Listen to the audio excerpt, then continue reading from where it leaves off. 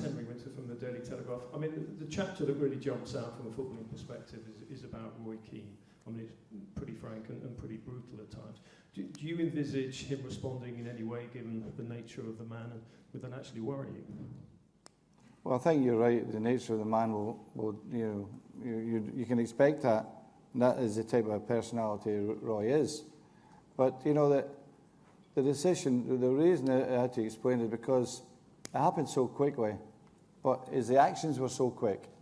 For one reason or another, he decided to go and criticise his teammates.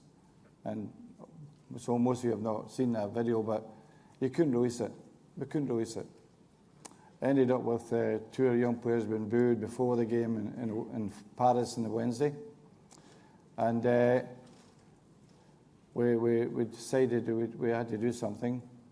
The meeting in the room was, you know, it was horrendous. You know, and I just couldn't lose my control in this particular situation. And if I had let it pass and allowed it to happen, I think the players would have viewed me differently, much more differently than I would have liked to have been judged. And I think that throughout my career, I think I've been strong enough to deal with important issues like that.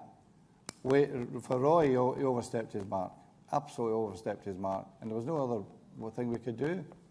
We did well by them. We paid up his whole contract.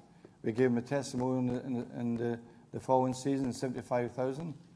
We did everything we could to honour the fact he was a great player for us.